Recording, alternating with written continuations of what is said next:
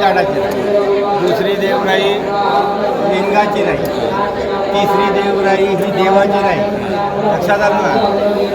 तांबऱ्याची स्वारी म्हणजे बहामनी सुलतानाने जी कोकण प्रांतावर केली ती स्वारी इसवी सन 1400 साली.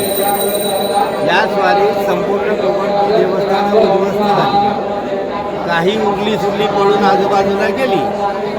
ज्या ज्या पड्यात ती राहिली त्याने 200 वर्षाच्या कालावधीने म्हणजे इसवी सन 1600 साली आपली देवस्थानं घाबरत लावली.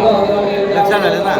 त्याच्यानंतर इसवी सन 1800 साली आपले कोल्हापूरचे शाहू महाराज याने ही गादी पुण्यश्लोक बापू महाराजांना दिली. लक्षात आलं ना.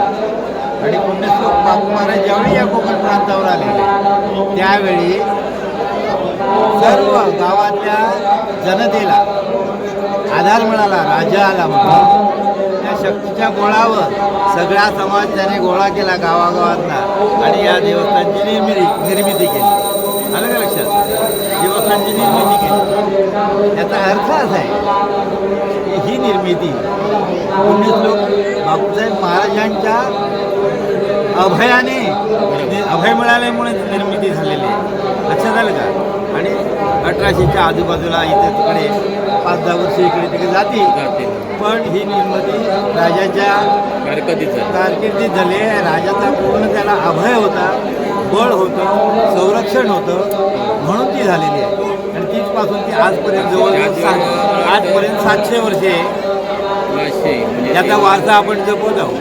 लक्षात आलं ना. त्याच्यामुळे याचा पूर्वज कोण होता हे कोण या व्यासपीठावर बसून हे केलं याचा इतिहास कोणाजवळही या पिढीच्या किंवा देवस्थानच्या लोकांकडे नाही. लक्षात आलं ना. आम्ही फक्त सेवा हाच धर्म पाळतो, देव हाच मानतो. इथं माझं शिवदैवत आहे काय म्हणून आम्ही हे 7 पिढ्या आशीर्वादाने जगतो. एवढंच मी बोलू शकतो, बाकी काय बोलू शकतो. आई शतखंड